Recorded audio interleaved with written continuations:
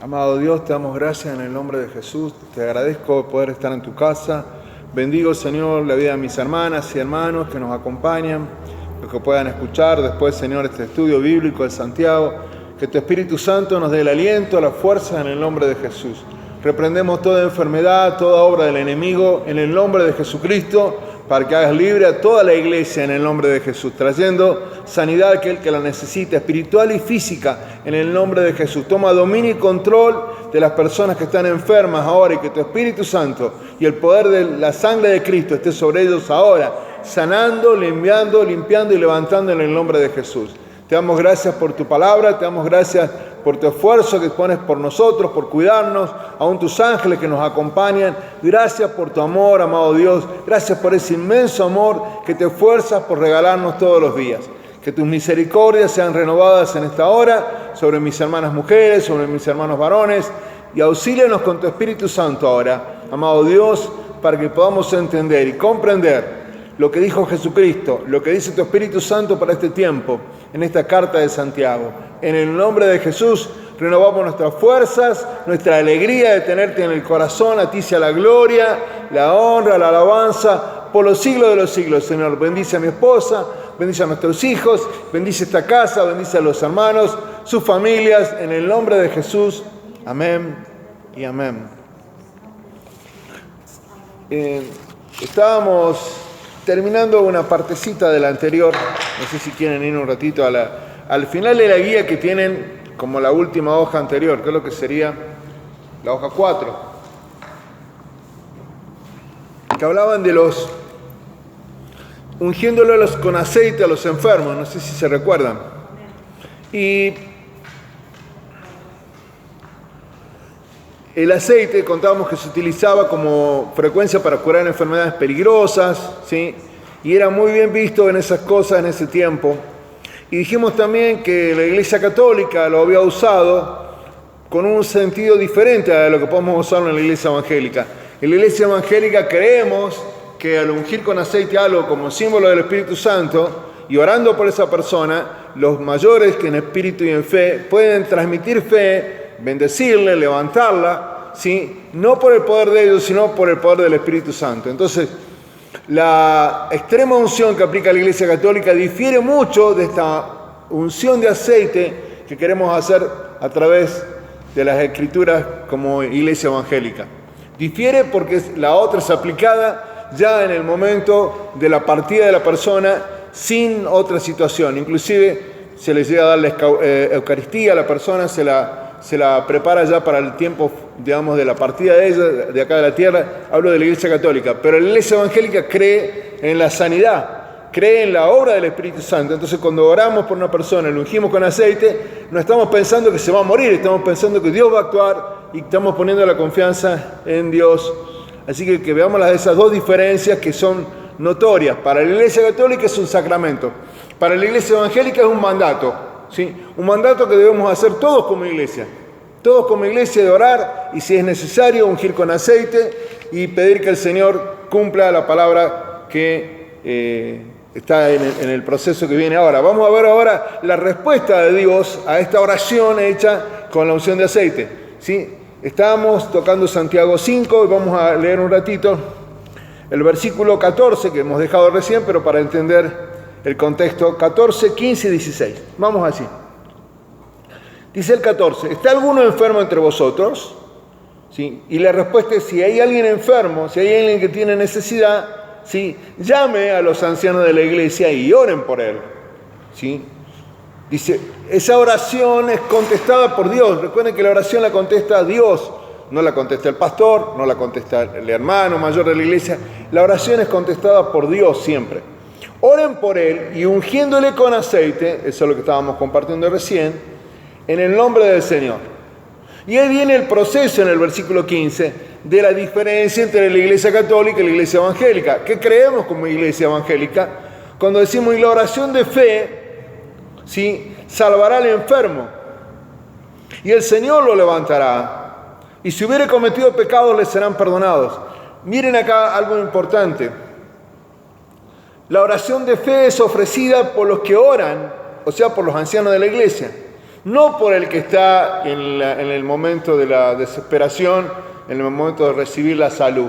No es la oración de fe del enfermo, es la oración de fe de los que están orando por él. Dice, y la oración de fe salvará al enfermo. No dice la oración de fe del enfermo lo salvará, no. Dice la oración de fe de los ancianos, ¿sí? Lo salvará al enfermo, ¿sí? Y dice también acá que esa oración tiene un poder y el Señor lo va a levantar, ¿sí? La oración de fe de cualquier hombre de Dios, de cualquier mujer de Dios, no es una confianza en Él, sino una certeza, una seguridad de que Cristo Jesús está actuando en nosotros. Quiero compartirles algo. Uno de los dones más lindos que tiene el Señor, 1 Corintios 12, hay que anotarlo ahí, uno de los dones más lindos que le podemos pedir a Dios. Vieron que a veces que decimos, ¿qué dones le podemos pedir a Dios? Y algunos dicen, yo quiero hablar en lengua, otros dicen, no, yo quiero interpretar la lengua, otros dicen, no, yo quiero hacer milagros, yo quiero, qué sé yo, sanar enfermos. Pero a mí uno de los dones más lindos, que creo que están en la palabra de Dios, para mí, personalmente lo digo porque tiene para mí algo especial, ¿sí? Dice, 1 Corintios 12, cuando habla de los dones espirituales, de esos regalos que Dios Señor nos da, dice varias cosas. Vamos primero al versículo 4. Ahora bien, hay diversidad de dones, pero el Espíritu es el mismo, o sea, el Espíritu Santo es uno. Y hay diversidad de ministerios, pero el Señor es el mismo. Hay diversidad de operaciones, pero Dios, que hace todas las cosas, ¿quién va a sanar al enfermo? Dios, que hace todas las cosas en todos, es el mismo. Ahora comienza a repartir los dones el Señor, y comienza a repartirlos de esta manera. Miren, en el versículo 10, ¿sí? Vamos a avanzar al 10. A otro el hacer milagros, a otro profecía, a otro discernimiento de espíritu, a otro género de lengua y a otra interpretación de lenguas, ¿sí? Pero en los versículos anteriores nos da más información. Uno de los dones importantes está en el 9. A otro fe por el mismo espíritu. Y a otro dones de sanidades por el mismo espíritu. ¿Sí? Porque ahora estamos viendo dos cosas muy, muy importantes. Que la fe tiene que ver con la sanidad. Miren este versículo 9. Dice, a otros fe por el mismo espíritu y a otros dones de sanidades, ¿sí? La sanidad y la fe van de la mano. Y yo puedo pedir el don de fe para transmitir fe a un enfermo. No sé si han visto a alguien que tiene esa capacidad de transmitir fe. A veces que los predicadores, creo que el primer don que debemos pedir es fe. Transmitir fe. Recibir fe nosotros para transmitirla al pueblo. O sea, por eso es importante a veces que la conducta de los pastores está medida por su fe. Si no hay pastor que tenga fe en el Señor, es difícil que la transfiera al que está escuchando. Pero en este caso, los ancianos de la iglesia tenían seguramente el don de fe y había en ellos también el don de sanidad que se iba a manifestar por el poder del Señor. Y esas dos cosas se unieron cuando Santiago le dice, llamen los ancianos de la iglesia, únjanlo con aceite y oren por él, ¿sí? La fe se multiplica. La oración de fe nuestra, creyendo en Dios, es poderosa para todas cosas. Vamos a verlo enseguida cuando lo diga el Señor más claramente. Cuando dice la oración del justo, puede mucho. Volvamos un ratito a Santiago 5. Dice, y la oración de fe salvará al enfermo y el Señor le levantará, ¿sí? El ser librado de una enfermedad es ser librado de cualquier sufrimiento.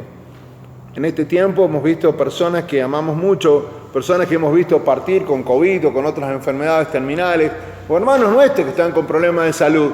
Y el sufrimiento de ellos es nuestro sufrimiento como iglesia, ¿sí? Cuando ellos se duelen, nosotros nos dolemos también como iglesia, ¿sí? Es parte de la iglesia, son parte de la familia.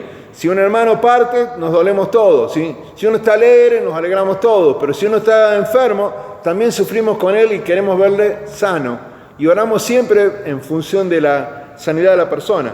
Dice la Biblia acá que el Señor lo levantará. Sí, el Señor lo va a levantar. Y sigue diciendo que el Señor, obrando en ese sufrimiento, en esa debilidad, puede salvar al enfermo. Nosotros como iglesia evangélica apuntamos a que la persona siempre primera sea salva y que después en el milagro de Dios, en la misericordia de Dios, reciba la salud. ¿Qué vamos nosotros a pedir? Que nuestros amados hermanos y amadas hermanas siempre encuentren la salvación primero. Y que de regalo el Señor en su misericordia, si les quiere regalar salud, gloria a Dios, y nos gozamos todos. Pero todo esto interviene la fe y el don de fe nuestro. El don de fe es un regalo del Espíritu Santo. Recuerden ese don de fe, si no lo tienen o lo han usado poco o no lo han usado, en 1 Corintios al final, en 1 Corintios 12 dice, anhelad los dones mejores. Hay que anhelar lo mejor de parte de Dios siempre, porque cuando uno tiene un hermano que puede orar por sanidad, es hermoso tenerlo en la iglesia. Cuando un hermano tiene fe para transmitir a otros, es hermoso tenerlo en la iglesia. Cuando un hermano habla en lengua y otro interpreta, es hermoso tenerlos en la iglesia. Cuando uno tiene palabra de profecía, es hermoso tenerlo en la iglesia. Pero eso lo da el Espíritu Santo. Volvemos a la guía ahora. Dice, está en rojo el texto bíblico, y dice ahora el punto A. Si hay un punto que no esté o que yo estoy dando otro punto, me avisan, ¿no? Y la oración de fe salvará al enfermo. Muchos se han preguntado si Santiago aquí garantiza sanidad para el enfermo al que han extendido una oración de fe. Algunos han interpretado la idea detrás de la salvará al enfermo, ¿sí?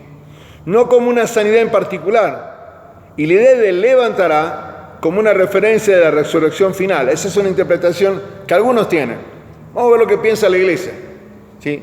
La referencia de los pecados serán perdonados se añade a la idea de Santiago, que está considerando la obra y la sanidad espiritual y no necesariamente una sanidad física. La iglesia primero considera la sanidad espiritual y no la sanidad física. La sanidad física llega por la misericordia de Dios. Hay un punto ahí, el 1, dice, sin embargo, el contexto de la declaración exige que Santiago no excluya la sanidad física como respuesta a la oración. ¿Por qué? Porque el problema fue la enfermedad, la que nos llevó a orar fue el problema de salud, aunque parece significar algo más amplio que solo una sanidad física. Debíamos orar por los demás con fe, aparece esa palabra ahí, por eso dije que el don de fe es importante, esperando que Dios lo sane y luego dejar el asunto en manos de Dios. Todo lo que hacemos en la iglesia lo terminamos dejando en manos de Dios. Yo oro, pero lo dejo en manos de Dios. Volvemos a repetir algo. Los pastores no son Dios, los hermanos no son Dios, somos simplemente vasos de barro que el Señor utiliza para derramar su gracia. Sigo leyendo el contexto este. Claramente Dios no concede una sanidad inmediata por cada oración de fe, y es verdad. No es que Dios trae la sanidad inmediata, ¿sí?, cuando hacemos una oración de fe. Las razones están escondidas en el corazón y la mente de Dios. Eso se llama soberanía de Dios. Cuando dice ahí las razones están escondidas en el corazón y en la mente de Dios, eso se llama que Dios es soberano. Él va a decidir cuándo va a aplicar la sanidad. Sin embargo, muchos no se curan simplemente porque no se ofrece ninguna oración de fe. Este es un punto muy interesante. El mejor enfoque para orar por los enfermos es orar con humilde confianza en que serán sanados. A menos que Dios clara y poderosamente deje claro que esa no es su voluntad. Habiendo orado, simplemente dejamos el asunto en la mano de Dios. ¿Qué estamos diciendo con esto? Sin embargo, muchos no se curarán simplemente porque no se ofrece ninguna oración de fe. En Lucas capítulo 5 existe una historia de amigos que cargan el lecho de una camilla. Llegan a una casa donde el Señor está predicando y no hay lugar para entrar, es imposible entrar. Y subiéndolo al tejado entran por el techo, seguramente teniendo que romper el techo de la casa donde estaba el Señor y ponerlo a los pies de Cristo. Lo que hacemos cada vez que oramos al Señor es poner las cosas a los pies de Cristo y llevar a la persona que está enferma a los pies de Cristo. Si no hay fe, Si no somos como esa gente que subió al tejado, si no somos como esa gente que cavó el techo para hacer el hueco para que baje la camilla, no tenemos oraciones de fe por el enfermo. Nuestra oración está vinculada con nuestra santidad, con nuestro amor a Dios, con nuestra entrega al Espíritu Santo, con la lectura de la Biblia y con nuestra fe en Jesús. No sé si me entienden. Yo puedo orar, pero no tener fe. Esto es muy común que pase en la iglesia. Entonces vamos con un grupo de hermanos y algunas personas no reciben salud. Dos cosas pueden pasar. O no hubo una oración de fe, o el Señor en su voluntad ya ha decidido algo. Son las dos posibilidades. O no actuó la fe de lo que, como pasó con el hombre joven ese que estaba en el lecho y le bajaron delante del Señor, o el Señor ya dispuso algo que yo no puedo cambiarlo. No se sabe con certeza qué sucede con una cosa y otra. Yo no puedo decir a los hermanos que fueron a orar no oraron con fe. Creo que para que la fe obre, la persona que ora tiene que tener una relación con Dios. ¿Sí? Porque me dice al final, la oración del justo puede mucho. Y el justo es alguien que está en santidad. El justo es alguien que tiene relación con Dios, que tiene dependencia de Dios. Ese es el justo. Entonces, si yo mando a orar a alguien que no tiene relación con Dios, no tiene dependencia con Dios, no es un justo. ¿Me entienden lo que quiero contar, no? Hay que tener siempre... Por eso dice, no le dice, manden a 5 hermanos de la iglesia. Dice, manden a los ancianos. Se supone que son ellos tienen fe. No le puedo pedir una ovejita nueva, o que recién ha comenzado, o tiene pocos años en el Evangelio, mandarlo a la tarea, porque es la tarea de los mayores de la iglesia, los que ya viven una vida de fe. ¿Sí? Eso es muy importante. Pero después queda todo en la mano de Dios. Claro, ¿no? Queda todo a los pies de Cristo. ¿Sí? No podemos echarle la culpa a los hermanos. Tenemos hermanos que son nuevitos y los mandamos a orar, bueno, los mandamos a orar. Que lo acompañen al pastor y bueno, pero de última, todo esto recae en las manos de Dios al final. ¿Sí? No estamos echando nunca la culpa a nadie, sino estamos contando las dos posibilidades que existen. ¿Sí? Lo importante es orar con fe. Orar con fe. Y Dios hará lo que... Y Dios le toca hacer la parte que le toca hacer a Dios. ¿Por qué? Porque lo que estamos haciendo es subiendo al tejado, abriendo los huecos, sacando todas las trabas y poniendo las cosas a los pies de Cristo. Dios tiene la última palabra. Y Dios tiene la última palabra, tal cual. Es lo que estábamos comentando recién. Por eso dice, y el Señor lo levantará. Miren ahora un poquito más lo que viene a partir de la guía. Creo que hay un punto 3 para ustedes ahí, no en la guía, ¿no? Dice, a menudo no hacemos una oración de fe por preocupación por la reputación de Dios si no hay sanidad. Eso se entiende. A menudo no hacemos una oración de fe por la preocupación de que Dios no va a sanar. Hacemos la oración de fe confiados en que Dios lo va a hacer. Debemos recordar que Dios es lo suficientemente grande como para manejar su propia reputación. Dios no necesita de mi representación. Yo soy un vaso de barro que presenta a las causas de Dios a su presencia y al Espíritu Santo. Yo soy un vaso de barro que depende de Dios. Eso que dijimos el día domingo, que tenemos dependencia total de Dios.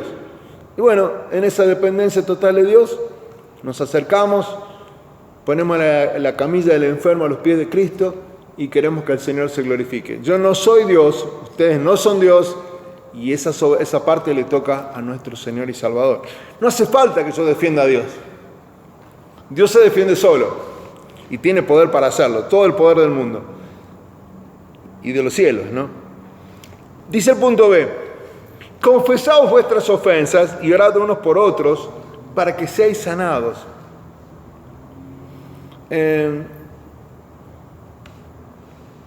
Yo quiero que en ese versículo 16 que está escrito ahí, hay algo interesante. Saben que la confesión de las ofensas nos vuelve a Mateo capítulo 18, cuando dos personas se dañan y son miembros de la iglesia, y cuando me dice el Señor en ese capítulo 18 que si alguien te ha ofendido, ve y háblale, estando tú y él solo, para que ganes a un hermano si el hermano se arrepiente y el hermano te pide perdón. Yo creo que una de las enfermedades más graves de la iglesia, recuerden que esta carta está escrita para la iglesia, ¿saben qué? Son las ofensas. Uno se queda ofendido con alguien en la iglesia y oh, wow, ¿cómo nos cuesta destrabar la ofensa. Cuando el Señor me dice, confesaos unos a otros vuestras ofensas y orad unos por otros para que seáis sanados. Significa que no haya en mí, ni en mi hermano, ni en mis hermanos, si han sido muchos los dañados, que no haya un motivo que impida que Dios obre. No sé si me están entendiendo. Me vuelvo de nuevo a Mateo 18. Anótenlo porque va de la mano de ese capítulo. Yo le voy a dar la cita bíblica y ahora van a decir, ahora entiendo por qué Mateo 18 dice como dice. En Mateo 18 nos va a decir esto. Ustedes se van a acordar porque lo hemos compartido varias veces. Y Mateo 18 dice la palabra del Señor de esta forma.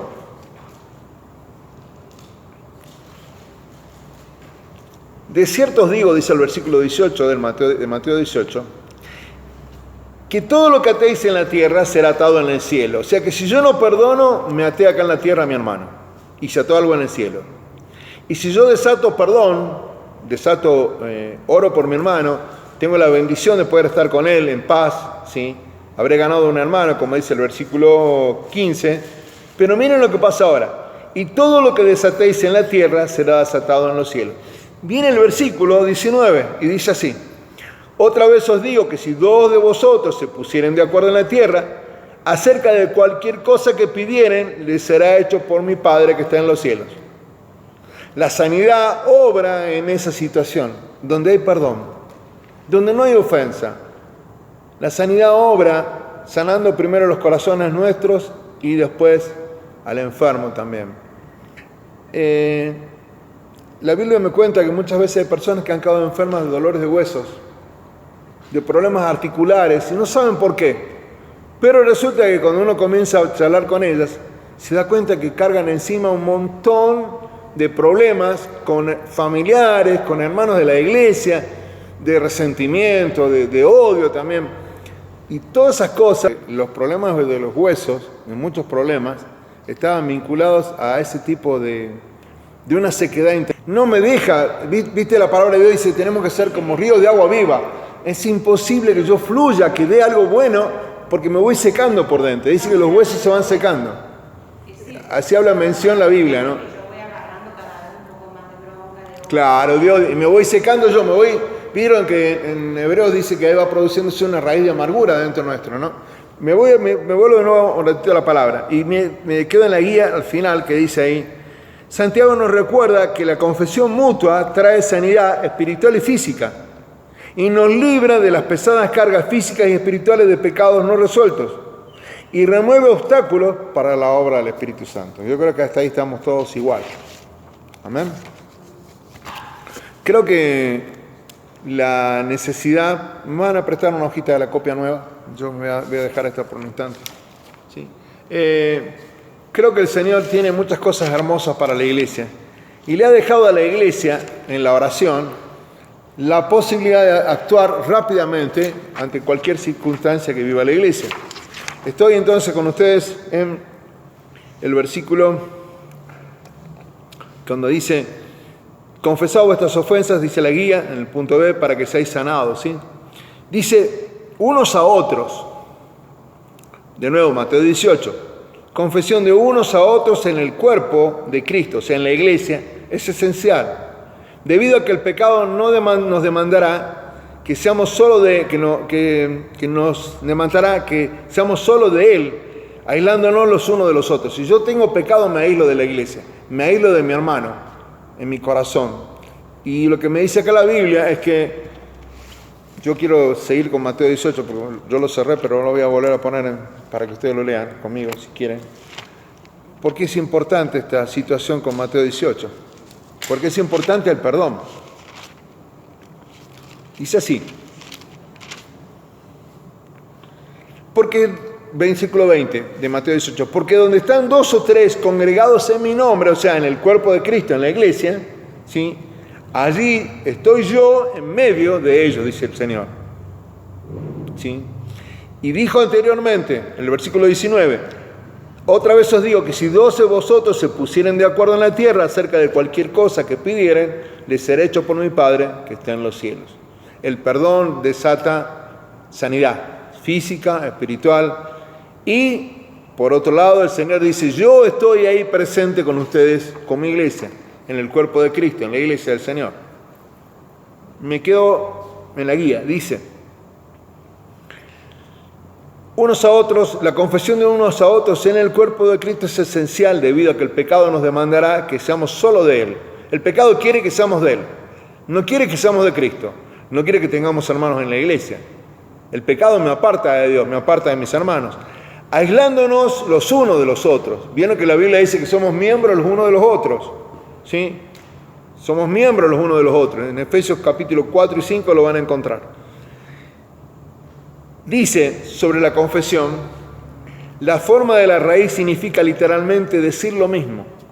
Por tanto, significa que en la confesión del pecado, nos ponemos de acuerdo para identificarlo por su verdadero nombre y admitir que es pecado. Yo a veces creo que nuestro problema es que al pecado le llamamos error, obviedad, un problema que tuve, una debilidad, pero nunca lo identificamos como algo que está en nosotros, dentro de nuestro corazón. Y nunca le queremos poner el nombre que tiene. Por ejemplo, la persona que es lujuriosa difícilmente quiera que por lujuria haya pensado mal de otro, haya tenido una mala actitud, difícilmente va a querer que por lujuria le digan que la persona es lujuriosa. No sé si me entienden. Difícilmente van a querer que el pecado se exponga. La Iglesia Católica lo ha solucionado a su manera esto. ¿Qué hizo? Hizo una cajita de 4 paredes con 2 entradas, ¿sí? Y el sacerdote en el medio. El sacerdote escucha la confesión de uno y de otro, ¿sí? En secreto. Pero acá me dice otra cosa el Señor para la iglesia. En la iglesia evangélica y en otras iglesias, por ejemplo la ortodoxa, no existe la confesión del pecado con un sacerdote o con el pastor. Con otro hombre, con ningún hombre, ni con ninguna mujer, con nadie. La Biblia me dice a mí que yo me tengo que poner de acuerdo con mi hermano, te ofendí, tengo algo en mi corazón contra vos y quiero ser libre, y quiero que vos seas libre. Miren lo que pasa acá. ¿Sí? Estoy en el punto de decir lo mismo. Para identificarlo al pecado del verdadero nombre y admitir que es pecado. Si yo no lo digo que es pecado, me voy a quedar atado. La confesión pública debe ser discreta. A menudo la confesión no necesita ser más que lo necesario para conseguir la oración. Para que sea suficiente decir públicamente, oren por mí, necesito victoria sobre mi pecado acosador. Yo no dependo, ¿por qué la discreción acá? Acá en la casa esta se ha enseñado a los hermanos cuando tienen un problema que no lo hagan público a todos los hermanos. Que vengan a los pastores de la iglesia o a los mayores de la iglesia para exponer el pecado y para orar por ellos. ¿Por qué? No por taparlos, no por encubrirlos, sino para la discreción del caso, ¿sí? De hecho que entre nosotros, cualquier tipo de pecado, cualquier tipo de inmoralidad, nosotros ni siquiera debemos hablar. Yo estoy en contra que venga una mujer o un varón y me cuente todos sus pecados sexuales, por ejemplo, por ahí. No me interesa. La Biblia me dice que ni siquiera los escuche, y si los estoy escuchando, estoy pecando. Cuando comenzó a decirlo, yo lo tengo que callar. Porque vos sabés cuál es el pecado que tenés. Pornografía, lujuria, lo que fuere. Ni bien comienzan a hablar, callarles la boca. ¿Por qué? Porque no tengo por qué escucharlos. Y van a decir, pero ¿será tan duro, pastor? Sí, vamos a Efesios capítulo 4 y 5. ¿Por qué? Porque no tengo por qué escucharlo. Yo creo que tiene que ser discreta la persona. Y después pedir que Dios haga la parte que le toca a Dios. Y como volvemos a decir, nosotros no somos Dios. Sí, el Señor puede actuar en nosotros. Estoy en el capítulo 4, ¿sí? de Efesios. Capítulo 4 de Efesios. Quiero leer hacia el final, el versículo 25 en adelante. Lo hemos leído hace poquito. ¿Sí? Dice, versículo 25, por lo cual, desechando la mentira, hablad cada uno verdad con su prójimo, porque somos miembros los unos de los otros, lo que compartimos recién. Airaos, pero no pequéis, no se ponga el sol sobre vuestro enojo, ni deis lugar al diablo.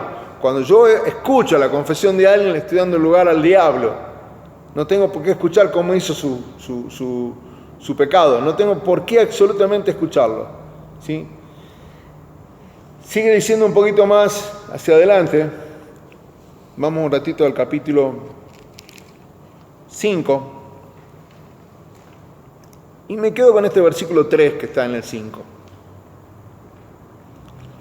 Pero fornicación y toda inmundicia o avaricia, ni aun se nombre entre vosotros como conviene a santos.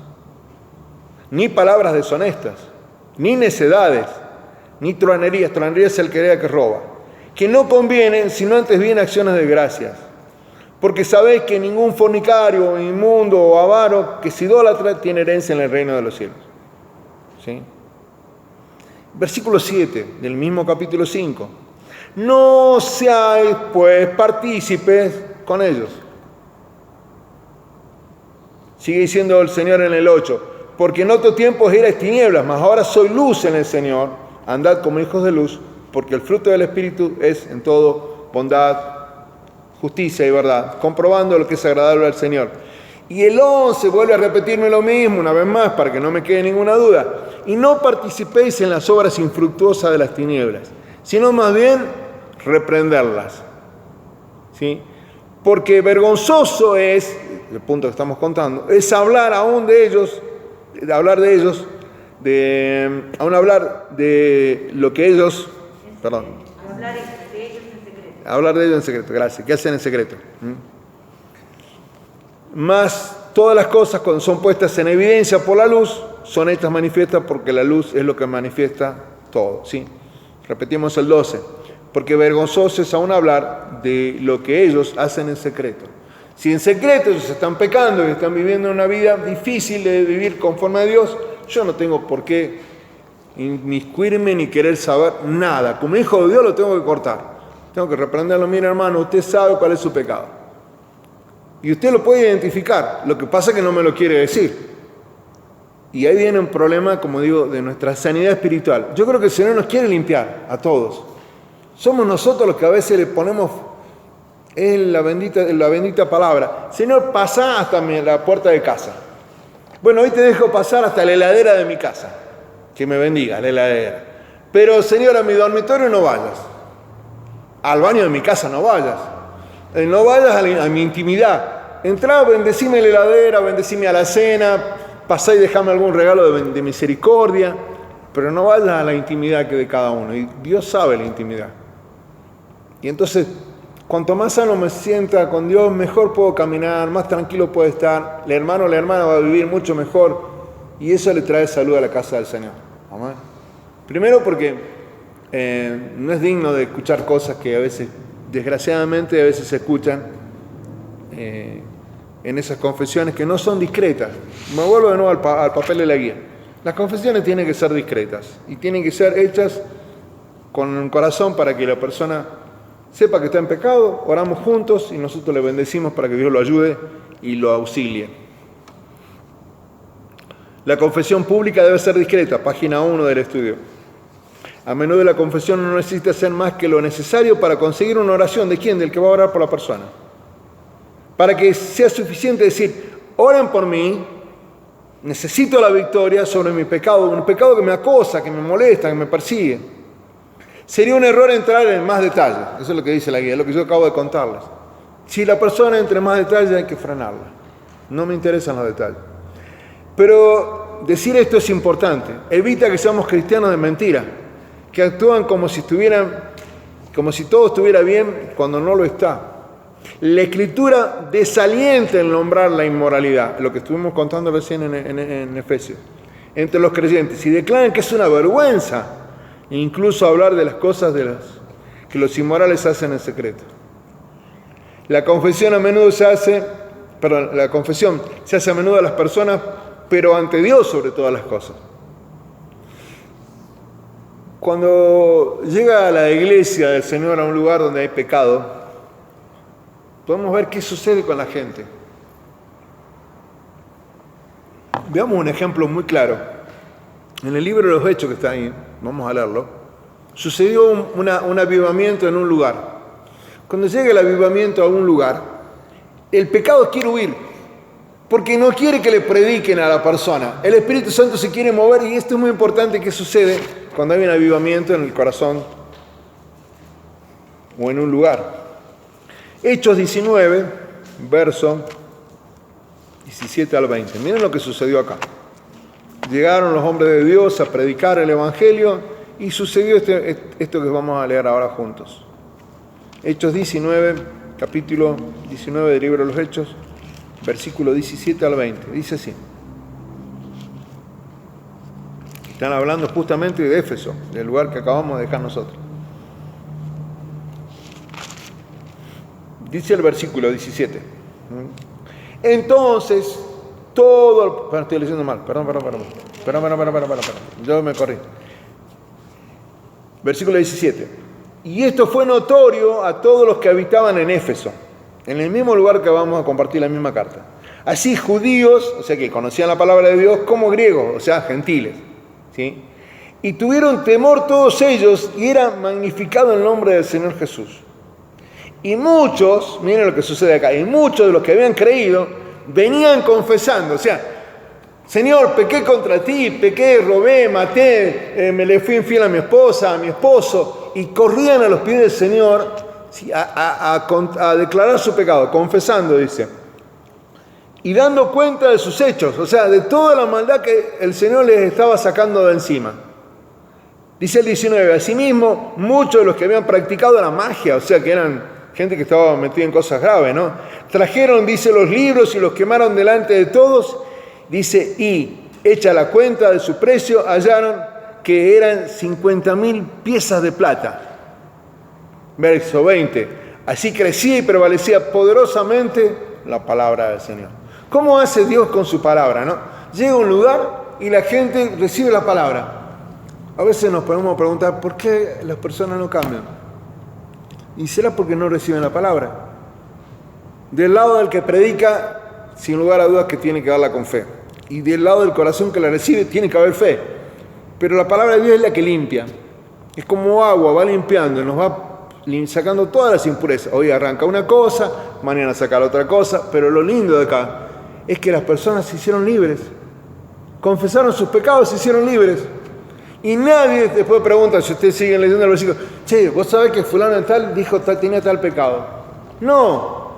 Cuando son perdonados los pecados por Dios y entre nosotros nos perdonamos los pecados, los ponemos en el fondo de la mar y nos olvidamos y listo. Si no los olvidamos es que algo pasa. Me vuelvo de nuevo a la guía. ¿Recuerdan este texto bíblico de hecho? Dice, esto era que los cristianos se ponían de acuerdo con Dios y la confesión abierta era parte de todo. Ahora viene el punto C, ¿sí?, que está ahí. La oración eficaz del justo puede mucho. Al escribir sobre la necesidad de la oración por el afligido, por el enfermo y por los pecadores, Santiago apunta hacia la naturaleza eficaz de la oración. Cuando es ofrecida por el justo, recién lo conté.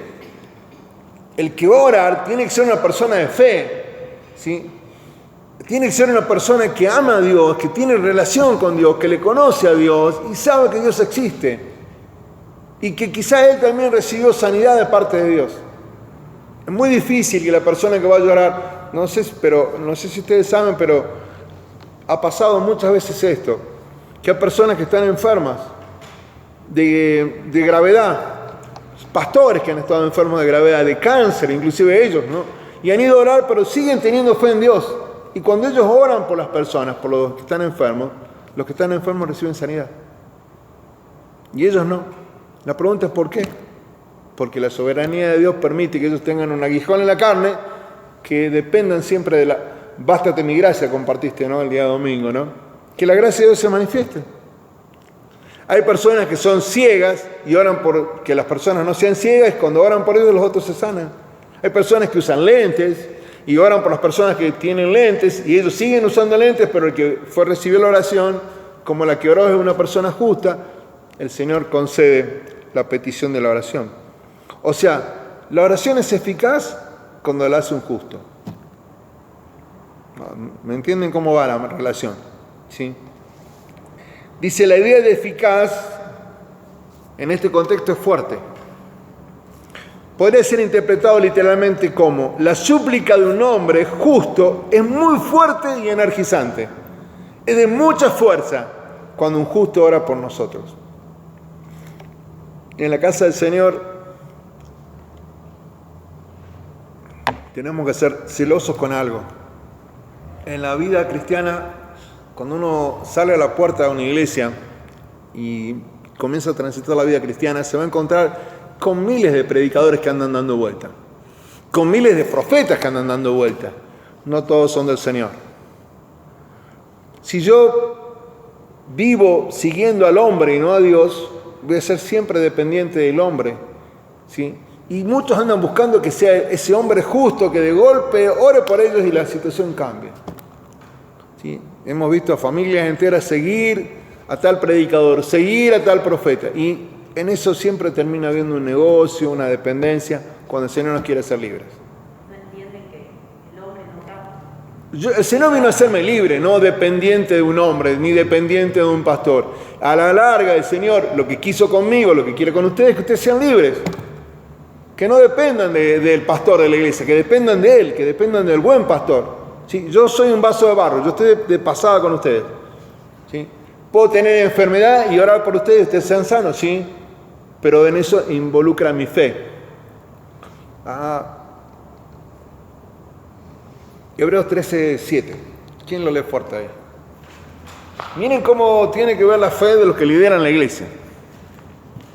Hebreos 13:7. Miren lo que dice el versículo bíblico este. Lo hemos compartido muchas veces también con ustedes, pero este deseo es que ustedes vean cómo siempre la fe interviene en todas estas circunstancias. ¿Qué dice?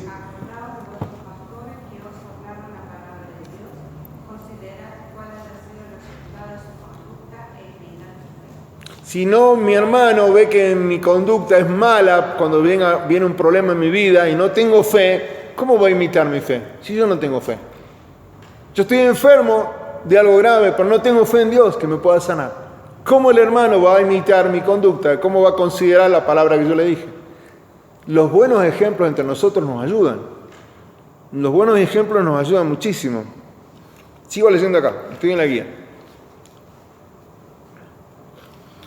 El final del punto dice, cuando se concede el poder de la oración, se debe llamar inmediatamente a la fe en el ejercicio.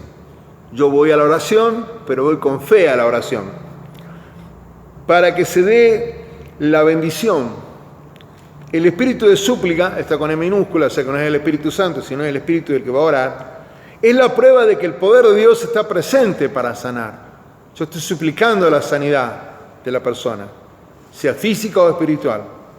Las oraciones largas no dan evidencia, evidencia particular de la inspiración divina. Wow, hay personas que pueden orar 40 minutos, 50 minutos por un tema, pero la oración es vacía. No hay una evidencia divina porque oren mucho o poco. A veces que las personas dicen, pastor, ore por mí.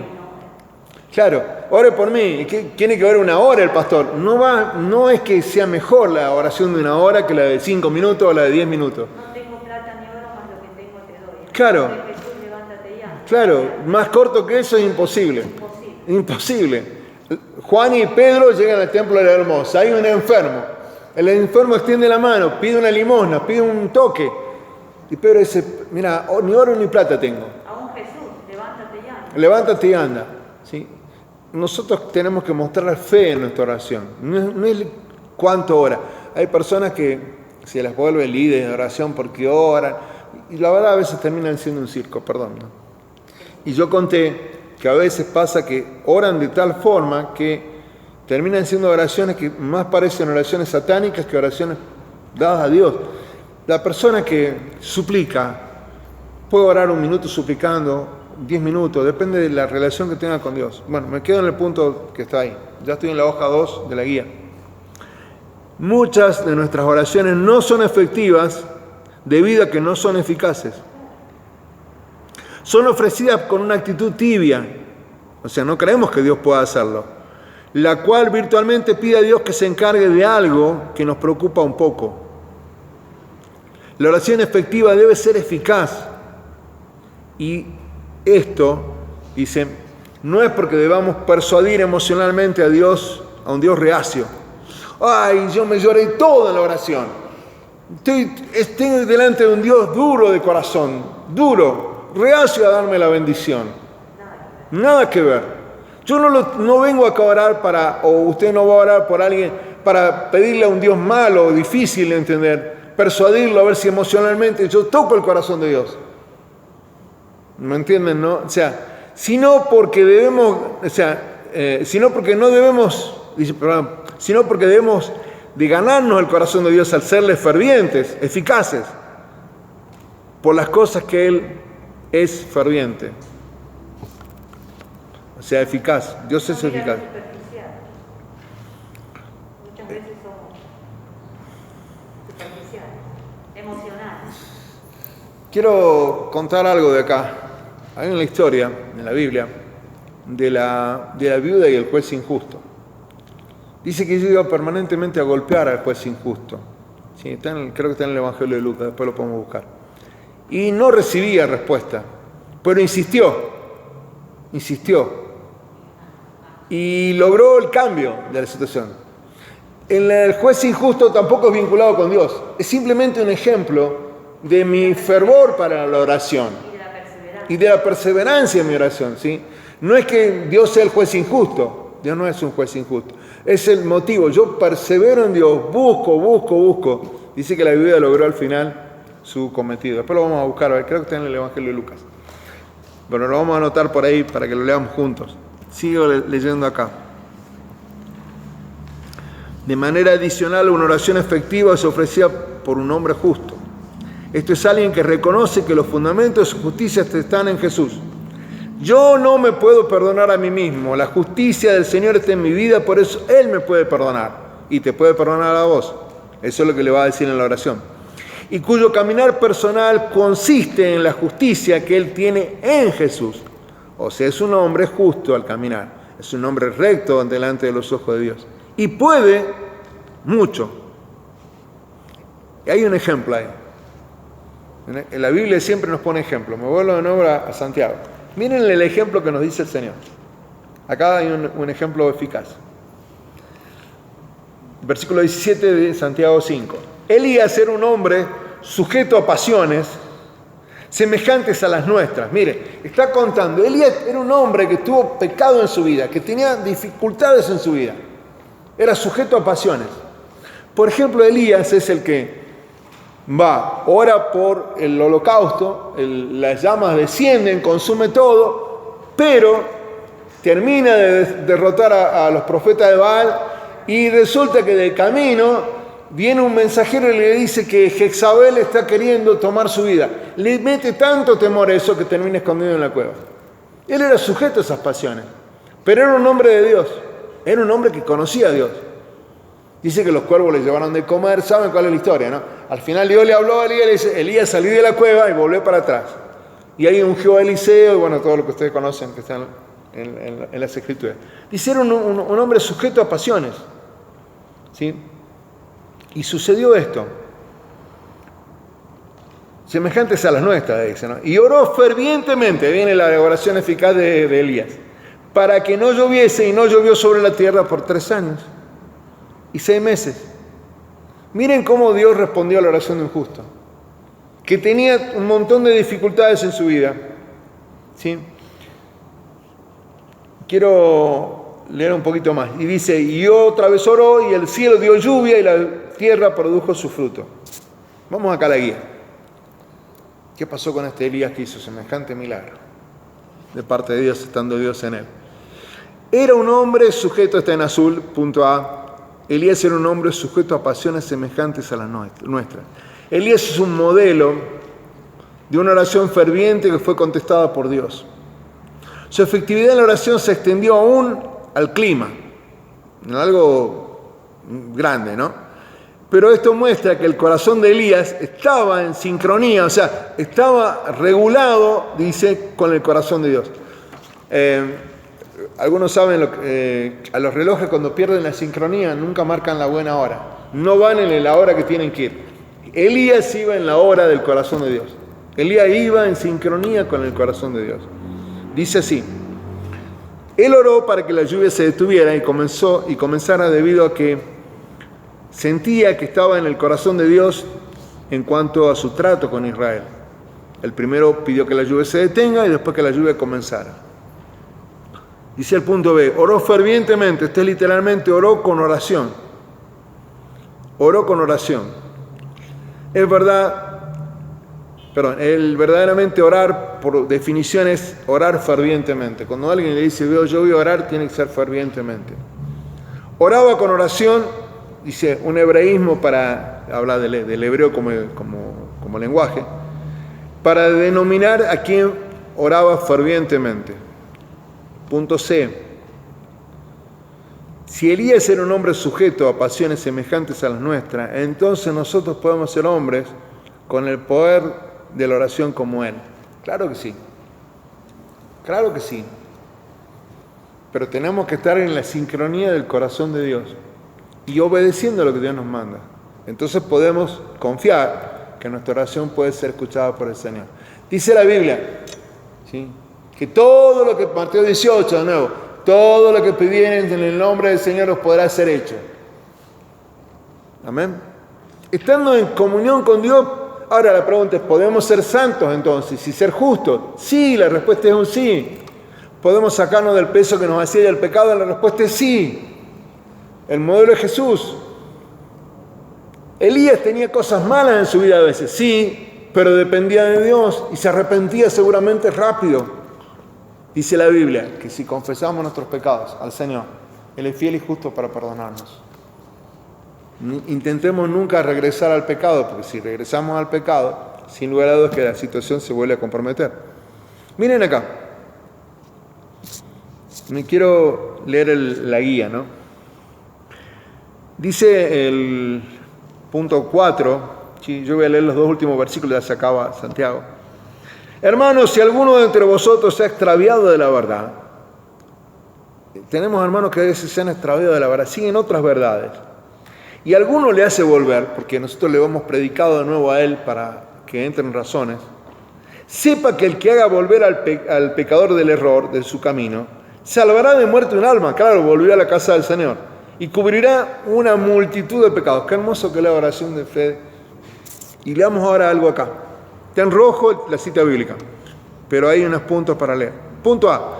Si alguno entre vosotros se ha extraviado de la verdad, habiendo introducido de nuevo los tópicos, o sea, el tópico es aquello que me marca el pecado, ¿no? Por ejemplo, algo tópico en mi vida es eso que el pecado hace en mi vida que me deja manchado, ¿no? Me deja manchado. Y la confesión, Santiago nos recuerda la necesidad de confrontar a aquel que se ha extraviado de la verdad. Nosotros como cristianos debemos confrontar a los hermanos que se han extraviado de la verdad. De golpe tenemos un hermano que asiste a la casa del Señor, que viene, está comenzando bien, pero claro, en la iglesia le predicamos como corresponde. Y él anda buscando un poco más de lo que corresponde, como por ejemplo lo que ofrece la Iglesia Universal. Entonces un día nos dice, bueno, ya no vengo a la iglesia porque me voy a la Iglesia Universal y bueno, yo estoy poniendo plata a ver si se sucede el milagro. Mi oración por él, nuestra reacción por él es llevarle verdad de nuevo a la vida de él.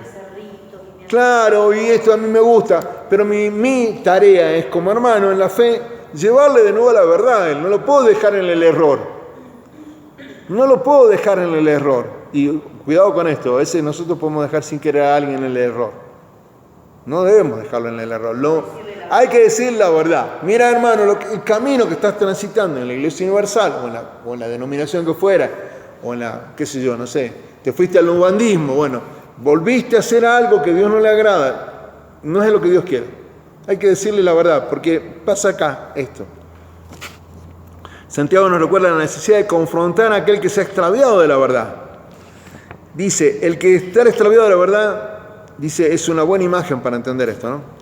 La mayoría de las personas no se extravían deliberadamente. Solamente ocurre. Y es verdad. Sin embargo, esto los mantiene alejados y los pone en peligro. En la necesidad van y buscan al brujo, en la necesidad van y piden oración a quien no deben pedir oración, en la necesidad no vienen a la casa de Dios a orar con los hermanos, en la necesidad dejan de depender de Dios, lo que dijimos el día domingo, para ser independientes. Y cuando son independientes, el enemigo se los quiere, dice cómo anda el enemigo, como león rugiente, se los quiere comer. Por eso la familia de la fe es importante, porque debemos orar los unos por los otros, debemos perdonarnos, tenemos que tener un corazón sano. Y si hubiera problemas entre nosotros, si los solucionamos rápido, somos más que bendecidos, ¿sí? Me vuelvo acá. Estoy hablando rápido, me parece. Lea el versículo y verá que se refiere a un reincidente visible en la iglesia de Dios. La palabra es, si alguno de vosotros, ¿sí?, debe referirse a un cristiano profeso, o sea, alguien que era de la fe, pero ahora tuvo un problema, ¿sí? Dice el punto B, alguno le hace volver, ahí la tarea del que le va de nuevo a hablar de Dios, ¿no? Esto nos muestra que Dios usa instrumentos humanos, vasos de barro, para hacer retroceder a los pecadores de los errores de sus caminos. Pero Dios no necesita usar tales vasos humanos, y a veces no los hace. Dios no necesita a veces que yo vaya a hablar, Dios también actúa de otra forma. Una de las razones por la que Dios usa instrumentos humanos es porque le da más gloria que si hiciera su trabajo por sí mismo. De esta manera, Dios es como un obrero hábil que hace cosas increíbles usando las peores herramientas. ¿Quiénes serán las peores herramientas? Nosotros. Las peores herramientas somos nosotros. Porque no todos tenemos, aquel no tiene toda la secundaria, aquel ha hecho un poco más de facultad, aquel no ha hecho nada, pero somos las peores herramientas, no somos doctorados, no somos todos.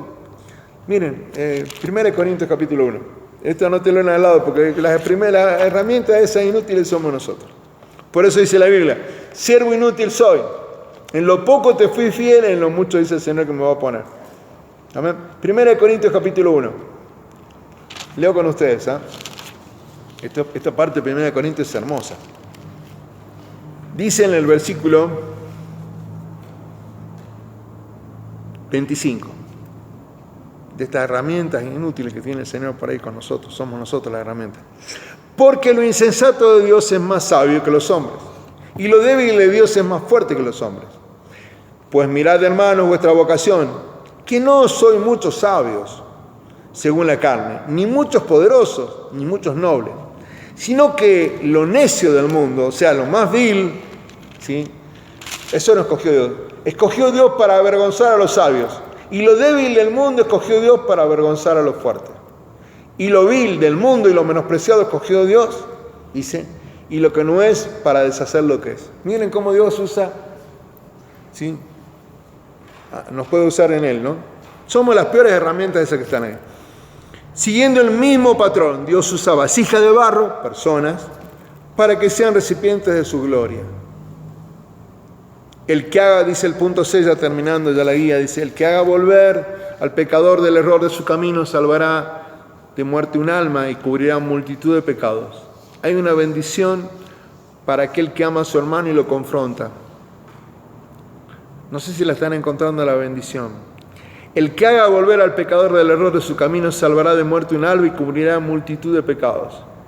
Y lo hace volver del error de su camino. Él ha salvado de muerte un alma y ha cubierto una multitud de pecados. Santiago concluye ahí, ¿no?, con esto, porque esto es exactamente lo que ha tratado de hacer a través de esta carta retadora, o sea, una carta que nos confronta. Confrontar a aquellos que se han extraviado de una fe viva para tratar de salvar sus almas de la muerte, y al demandarles que no solamente escuchen la palabra, sino que la practiquen, debido a que una fe viva tendrá su demostración. Santiago, ¿se acuerdan cuando yo les comencé a contar? Escribió una carta para todos los que eran cristianos, para todos los que eran judíos, para todos los que se acercaban a la iglesia, para que no nos salgamos nunca de la fe. ¿Sí? Para que no nos salgamos nunca de la fe. Porque Él quería justamente confrontarnos con las realidades. Nuestra lengua nos juega mala pasada, nuestra paciencia nos juega una mala pasada, las pruebas y tentaciones nos juegan una mala pasada, ¿sí? El mundo, ¿se acuerdan en el capítulo 4? Nos juega una mala pasada. Pero yo, si tengo fe en Dios, las cosas cambian. Bueno, me queda leer una cosa más y ya con eso dejamos Santiago. Tenemos aquí un ratito al Salmo 5, verso 10, ¿sí?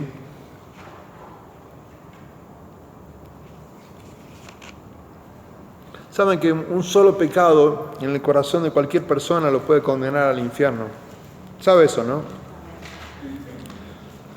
Sí.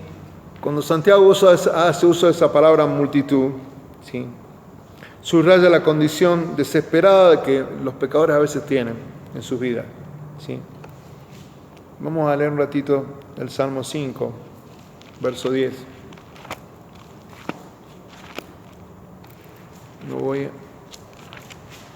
Los salmos fueron escritos en libros, tiene 5 libros en realidad, y contienen de un número de salmos hasta otro número. Después un día lo vamos a contar.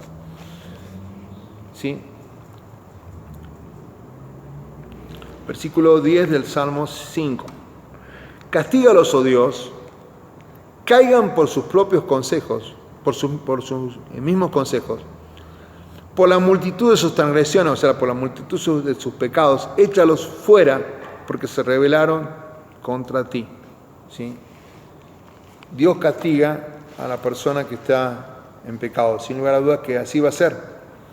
Y me queda Romanos 5, verso 20, y ya con eso sí terminamos.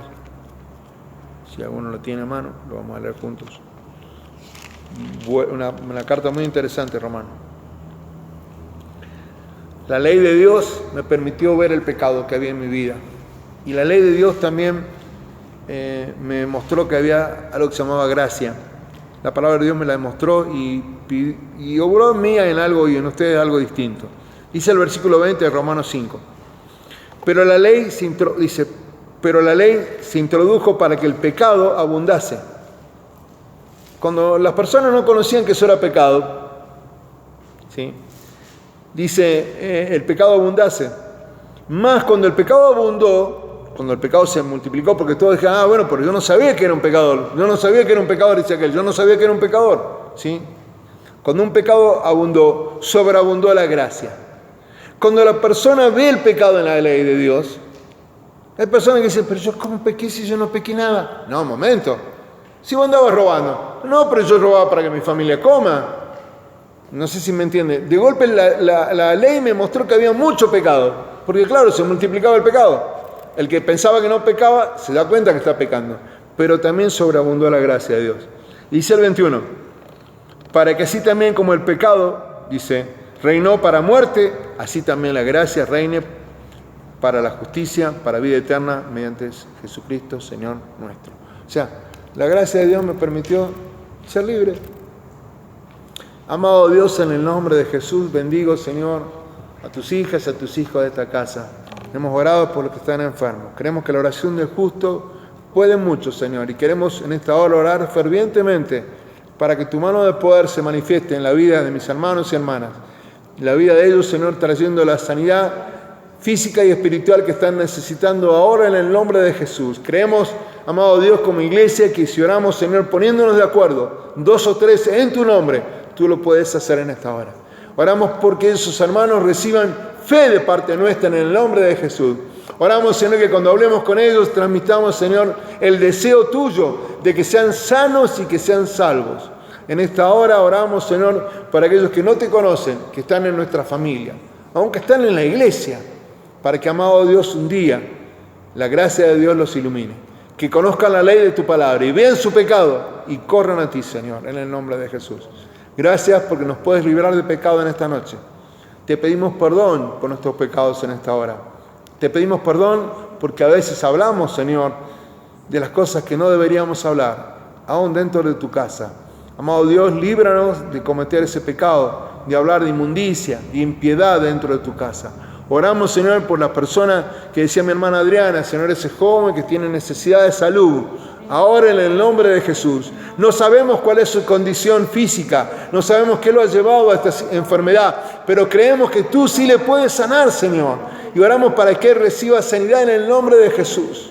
Amado Dios, perdona también la vida de él, los pecados que ha cometido. Y en el nombre de Jesús, restáurale, Señor amado Dios, y que pueda ver que hubo tu presencia en su vida. Algo milagroso que lo ha tocado y que eres tú, Señor amado Dios, con tu Espíritu Santo.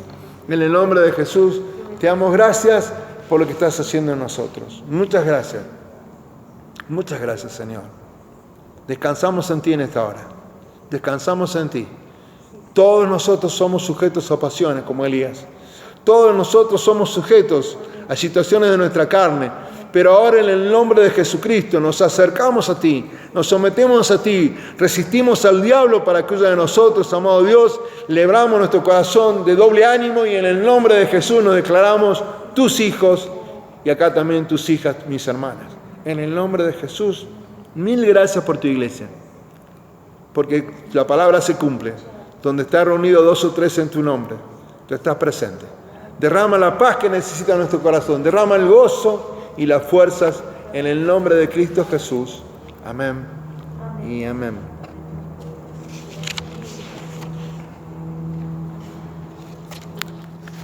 Bueno, seguiremos con otra carta, si el Señor lo permite. Seguiremos compartiendo la palabra de Dios, así que esa es la invitación para el martes que viene. Amén.